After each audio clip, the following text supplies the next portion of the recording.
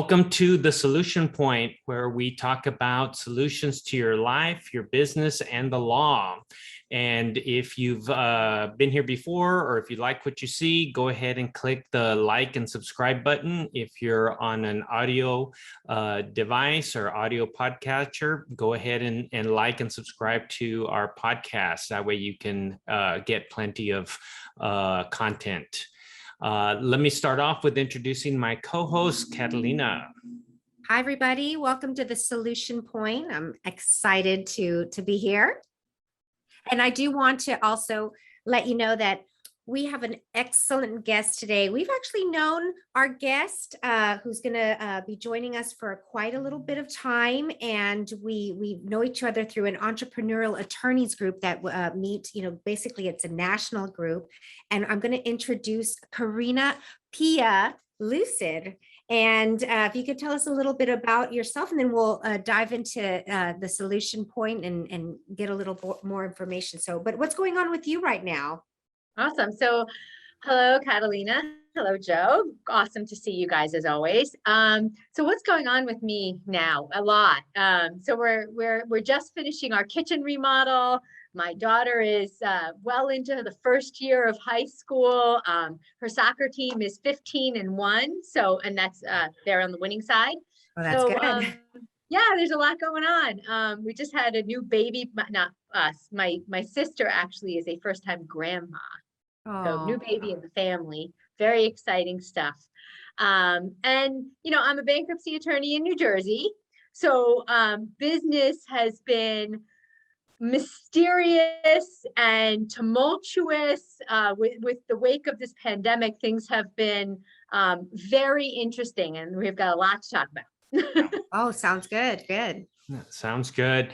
And so in the Solution Point, we always talk about solutions for our listeners and viewers that they can incorporate into their lives and businesses. And I know you've got plenty of solutions, especially being a bankruptcy attorney and knowing you personally. I know that you've got a lot of solutions, but today you have something specifically that you've plucked out that you want to go ahead and talk to us about. So why don't you introduce your problem and then let's dive into your solution.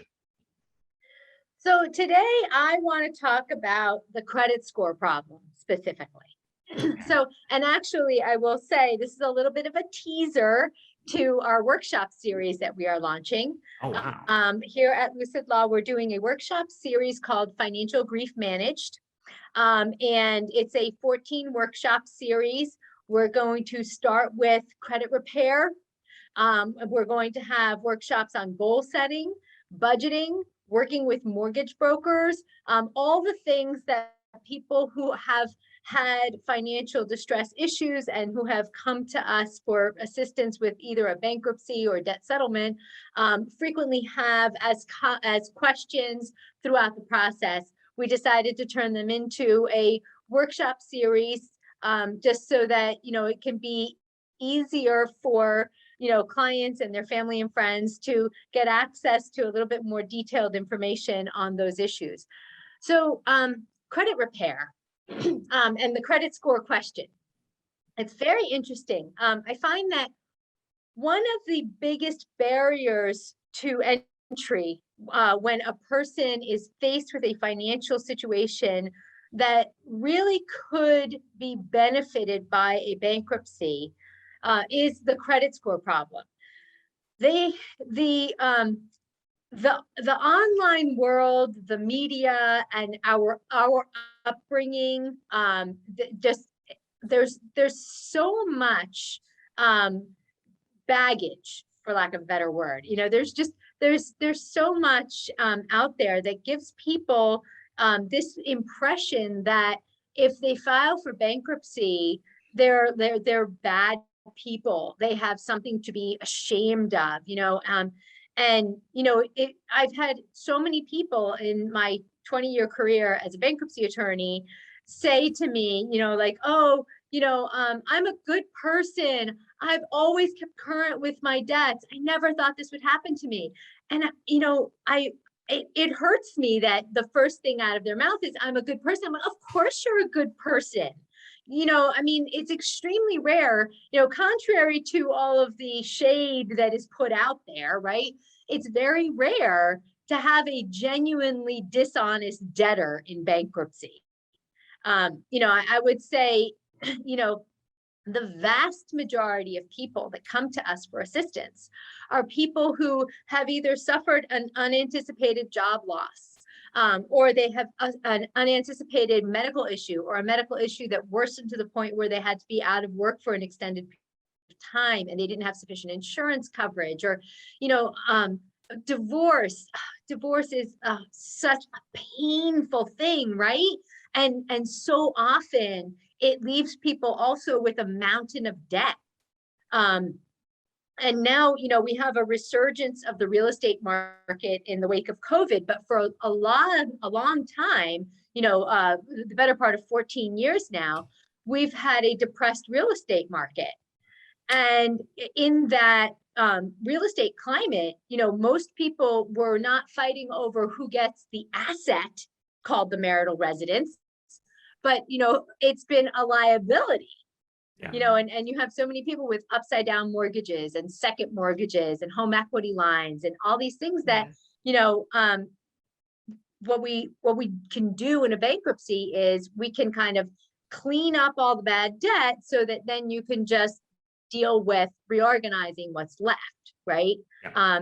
And so there's all these things that lead people to financial distress and cause the need for a bankruptcy that are honest, unanticipated, sad, difficult events in life, right? And yet we have the credit score problem that makes people think that somehow, I'm going to get this, terrible credit score. Nobody's ever going to lend me money again. And, that somehow makes them feel like they're a bad person. And So, to add on that, a lot of that is like propaganda that the creditors put out there because they want to get paid, and they don't care how bad you feel. They don't care what kind of problems you actually have. All they care about is, hey, the payment needs to come in, and I don't care about whatever problems you have. And it propagates that feeling like a bad person. And a little known fact is I used to do bankruptcy back up until the change in the law in 2005. I was talking to another friend of ours, Charles Laputka, over the weekend, and the topic came up, and I said, I was doing it up until they changed the law way back when that made it more difficult. And but you're absolutely right. It's the people who were coming to us were people who had a job loss, had medical issues, they had crises that were outside of their control, and they all felt kind of humiliated that they were going through this. And it's a stigma, and it's, to kind of compare it to something that's kind of more in line right now, or more popular, is like mental illness. Not that they're compared, but that stigma, that it hurts people more because they're worried about how things are going to look instead of actually solving problems and getting past where they're at. But anyway, we'll get back on the trail. Sorry about that. No, and if I could add to that, I mean, and exactly the word I was thinking was stigma, but it also makes me think about our value system, and it's not so much it's valuing, the person that has more money, but really, if you think about it, it's that we value who has more control of the money, because it's one thing to be, to have the money, but if you're in bankruptcy, you have it in some way, but you just don't control it because things are just have spun out of control, right? And actually, that's a great point, because that's when you think of bankruptcy, I think most people they think of a Chapter 7, which is a complete liquidation of all of your debt. And although Chapter 13 is very popular and very commonly used, right? People don't usually think of bankruptcy that way, like that. And that's another thing. And I think, the propaganda, sort of is out there saying, like, oh, well, it's a get out of jail free card, and they're, kind of getting off without paying their debt. And, you have this, huge population of people that are in repayment plans through bankruptcy. And that's what Chapter 13 does, just like Chapter 11 does, for corporations or people with very high levels of income and liabilities. Chapter 13 is sort of we call it a wage earner's bankruptcy. It's a person who has, a decent wage, but just has gotten to the point where they have more debt than they can handle on the terms that are required under those agreements. And it's like you don't plan to default on your credit cards, and you kind of use them oftentimes as revolving credit, right? But then before you know it, that 29% interest is all you're paying when you're doing your minimum monthly payment. And people don't go into the relationship with the credit card company anticipating that. And so the Chapter 13 gives them the breathing space. It stops the interest, and they just make payments on the credit card over time to just pay it off, and they get 3 to 5 years. So that's not an unrespectable thing to do. But like Joe was saying, it's the credit card companies and the banks and the debt consolidation people and the debt collectors, right? They all want you to think that if you don't pay the debt, you're a horrible person, and that bankruptcy is just going to ruin your life and you'll never get credit again. Whereas, we can teach people that, it's not true. You file for bankruptcy, and those credit card companies, they're throwing offers at you. I mean, I hear it from my clients all the time. They get new credit card offers, within days after filing their bankruptcy. Because, why? What's the credit card company looking at? Well, now you're actually a better credit risk because you don't have that old debt anymore. Yeah. So now you can get new debt with them and start paying them interest again. Right. So part of what, we're working on is helping people to understand how the credit score really works, so that they can use their bankruptcy to really better themselves and their family, right? So, they can take control of the situation. And it's, one of the things that we've started doing is we do a 6-month comparison with the credit reports. We'll get a credit report that we pull before we file their bankruptcy case. And then 6 months later, we do an exit meeting, and I sit down with them and I show them side by side. This is your credit score today, and this is your credit score before we filed. And invariably, the credit score after the bankruptcy, 6 months after the petition is filed, is higher than it was before we filed. And, that's just for starters. That's if you do nothing else, just getting the bad debt off of your credit report will not only, there is full disclosure, right? There is a 150-point hard hit when you file for bankruptcy. So your credit score the day after you file takes a big dump, and it's like, right? But that's by no means the end of the story. That's one day. And the next 6 months, it's rehabilitating on its own, even if you do nothing else. It's almost like brings me to Amy Winehouse song, going back to rehab. You got to rehab your whole financial situation, and you don't, you fight it. I don't want to go. I can do this on my own. I can do this on my own. And it's like, it's okay to ask for that help, and it's not so much even, they're taking action themselves, talk about action kills fear. We hear that phrase a lot, in our circles. That's right. It's, conquering that fear that I'm never going to have a decent credit score again, or perhaps you've even co-signed with somebody else, and it is, to also that relationship, is, can be stressed because your bad credit score is affecting, whatever, the cosigner, that sort of thing. But it's about taking action. And so you think that's hard evidence. You show that to them, but give us an example of, okay, so it took that drop of 150, and then when they're expecting to see it, what are they expecting? Like, oh, I'll be happy with a 650 or a 500 or 530. Like, what is it that they typically see? And then they're like, whoa.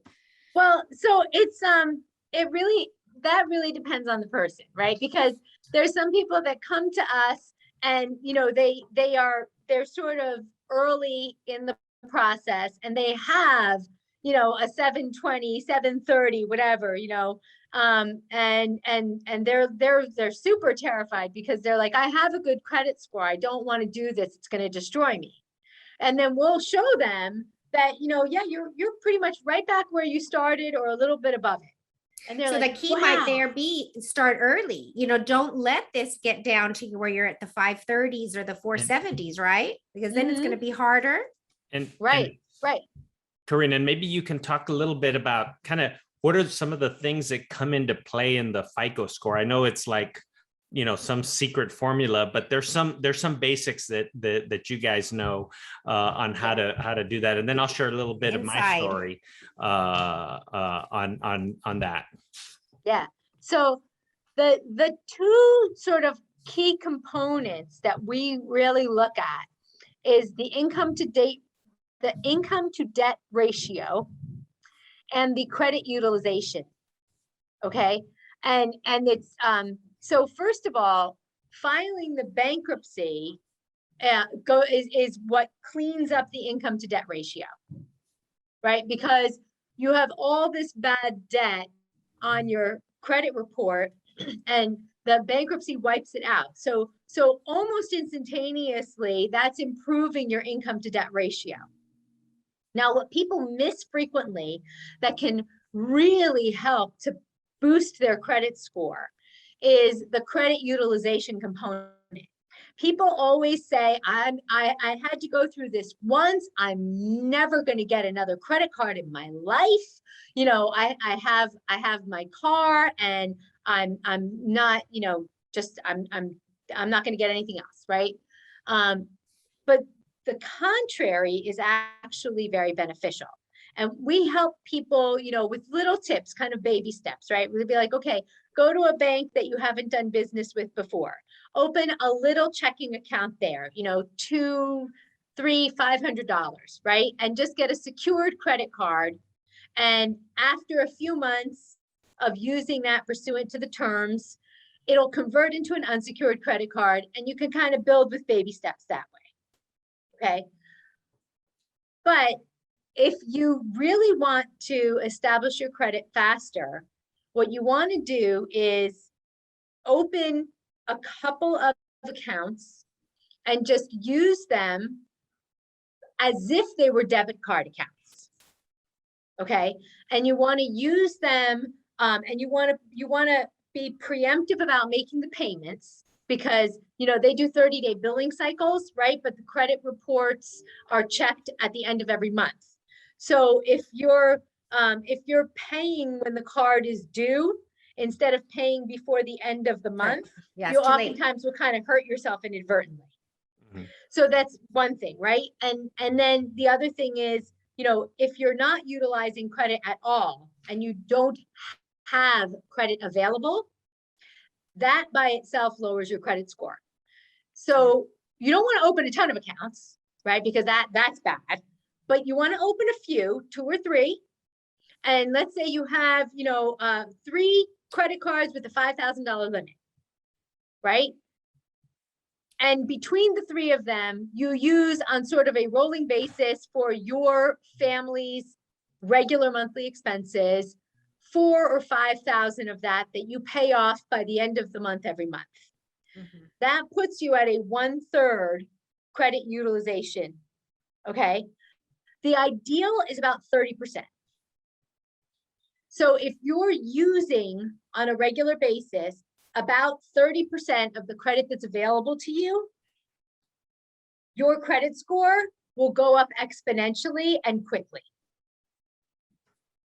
Yeah. It's simple. I love mathematical solutions. It's all about the math. Yeah. It is. And time. I'll share with you. That's kind of when I learned some of that. I was trying to buy a car, and they were giving me this ridiculously high interest, and I was like, "What's going on?" Well, it's because your scores are not, high enough to get the good. And so I got recommended to somebody who does like the credit counseling or whatever it is, credit repair. And the lady ran my credit, and she goes, you have everything really good. Just pay off your cards, stop carrying a balance and just pay them off. And you're going to pay them off to where you're only at 30%. And you're going to see your score from 1 month to the next is going to jump. And sure enough, okay, pay it, and boom. So I was like, okay, I got to stay on top of that and not let it keep growing. So keeping track of that 30% is another important aspect. Mm-hmm. Very important. Yeah. So 0 is not good. Yeah. 0 makes you, look terrible to lenders, right? Because it makes you more of a risk. Why don't you have any credit available? Yeah. That's the first thing they ask. But if you have that, that credit available, and you're using that 30%, or, between 20 and 30%, you don't have to use the full 30%. It's kind of, you have to feel out what's really works best for your household budget. Mm-hmm. But yeah, using that is a huge benefit. As a matter of fact, it's funny, I was having a conversation with my banker yesterday, because I decided that I wanted to take out a revolving line of credit for business growth, because we are anticipating that now that all the stimulus money is dried up, the moratoriums are over, evictions are starting again, foreclosures are starting again, people are not getting the additional unemployment, right? So we're anticipating more bankruptcies, and I need to be ready for that. So I'm hiring some more people. We're getting some more IT set up and all that. And, that costs money. And obviously, I thought, it was a really good time to just take out a line of credit and pay for those things with a very low interest line of credit rather than my credit cards. Yeah. And my banker said, well, normally for business line of credit, we do a minimum of $250,000. But, you're a longstanding, really good customer. So if you want me to look at a lower threshold for you, if you don't need that much, just tell me how much of a line of credit you need, and we'll set it up. And I said to him, just give me the $250. I don't have to use it. Yeah. Yep. And, it makes me look that much better to you and your banker friends down the road. Yep. No kidding. So, I may only use 20 or 30,000 of it, but I have access to 250. Yep. Your ratios go up. Yeah. Yes. You have to have the discipline. You can't be a gambler. You can't be like, oh, I have access to 250, so that means I can use it. Yeah. That's going to get you in trouble. Put it all on black. Put all on black and spin the wheel. Don't do that. That's the thing not to do. He's not a bankruptcy attorney.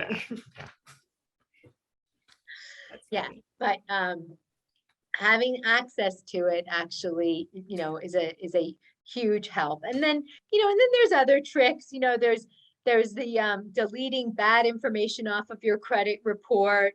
And bad information can be things that are just outright wrong, or unverified information that is not helping your credit score. And that we have, a system for the right kind of letters to write to the right people to get that taken off your report. I will just say we strongly urge people not to do the online dispute process, because although that seems a lot easier, and in some respects it is, but it's much less helpful. And you go automatically to a bot, not a human being, and human beings make better decisions. So there's a whole metric of how we do that, and the kind of letter writing that we work on. And I wasn't even aware that so it's a credit repair, but online system. So Yeah, you can ahead. dispute. Sorry. Go ahead. Oh, so you can dispute errors on your credit report. Okay. Online through Equifax or Experian, right? They have online dispute. Okay. And you don't want to use their online dispute tools, because they usually will reject your request because they go to a bot, Right. and the bot does, its background check on the disputed entry, and usually comes up with, oh, well, it was on there because we had this data. Yeah. So then you have a dispute that was rejected, and that's even worse. Right.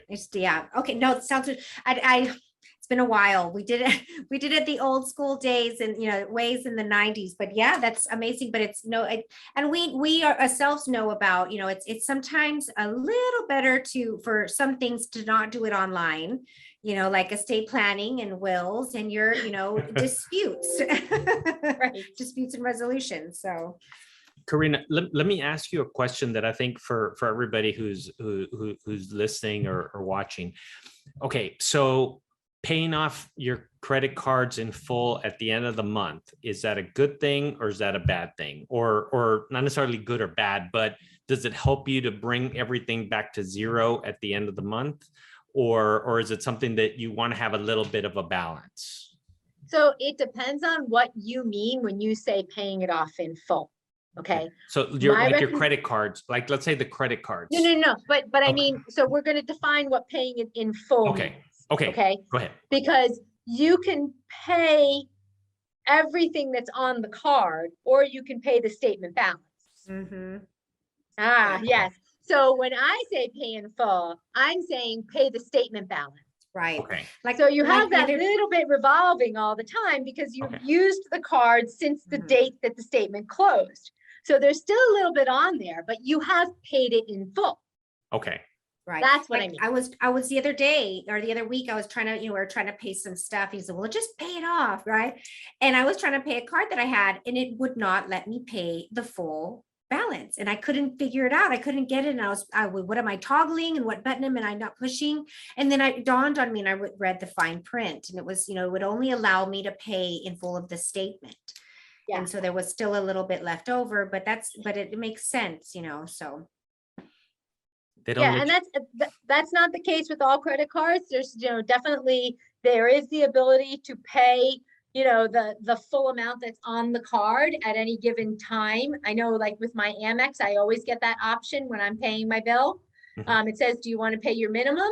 Do you want to pay the statement balance? Do you want to pay the full balance on your card? Or that's not the language they use, but you know what I mean. Or do you want to pay another amount? Right. So you click on the statement balance. And the funny thing is I use one of my cards for our filings. And so I get paid by the client, we charge the thing, and then I'll go ahead and pay that off. But sometimes I'll get ahead of myself and I'll be like, okay, I'm about to file a bunch of stuff. I just filed them. Let me move the money and pay those charges. The charges haven't hit the card yet because the state's usually a little slow in getting it through the system, and it won't let me pay more than what's on the account because they don't want to get upside down with you. Well, that's good. I think, you don't want to be, I made a terrible mistake just a few months ago. I have 3 American Express cards that I use for different things, and they're very, I have specific buckets that I use things for. So I had one of my cards had a 0 balance, and one of my cards had a couple thousand due, and the other one had whatever it had.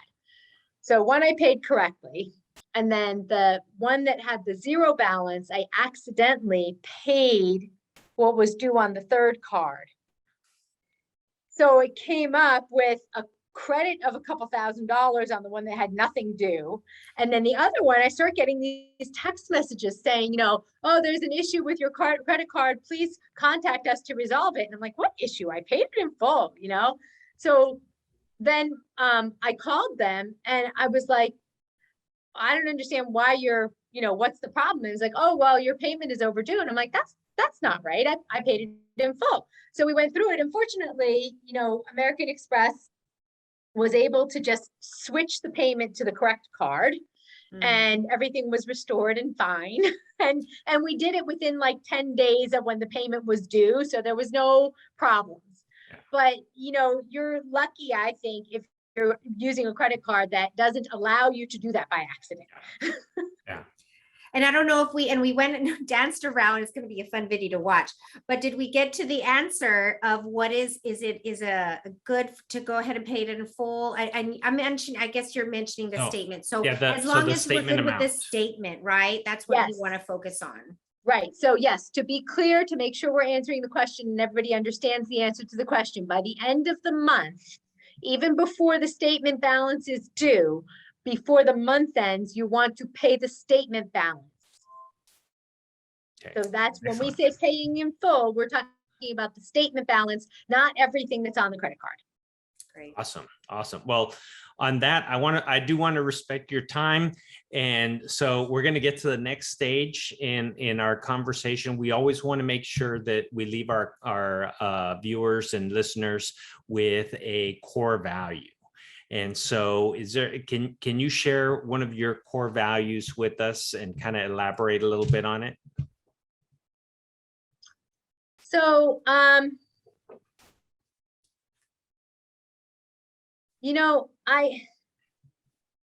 so I'm going to share with you a personal core value, and it transcends my professional life as well. How I treat my clients, how I treat my staff, how I expect my staff to treat each other, and everything. But it's a core value that I have carried with me my whole life. And that is, whatever you do, let love be at its root, and it will be good. That is awesome. I like it. Very good. So give me an example of how you do that in let's say with the client. Give us an example of how that plays out with let's say one of your clients. So when we set up our systems for vetting new clients, for working with clients going through the process, we have set up every step of the process to be extremely empathetic and non-judgmental and and thorough, right? So because if you do something with love, you're going to do it well, and you're going to do it caring about how it affects the other person as well. Mm-hmm. And so that's how we have set up every step of the process at our firm. Yeah, that's really a great value. And one of the definitions I've heard of what's love.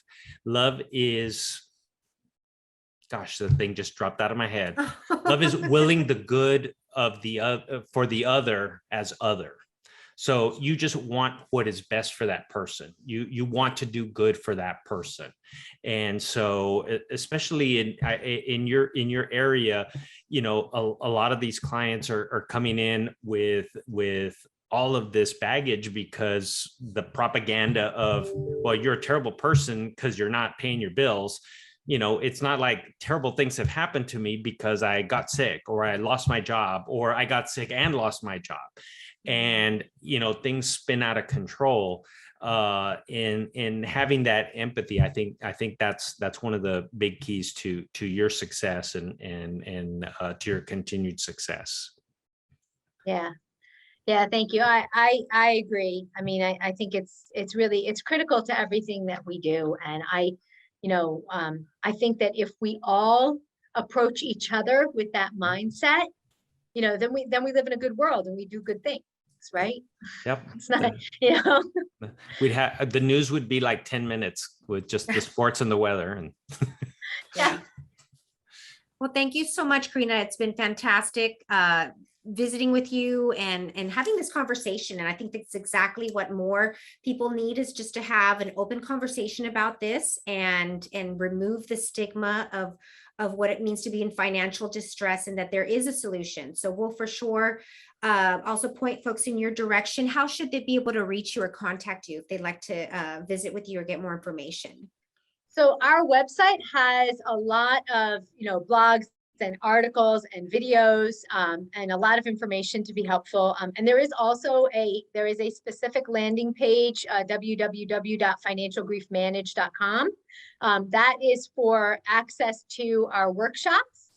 And then the main website is www.Karina.Lucidlaw.com.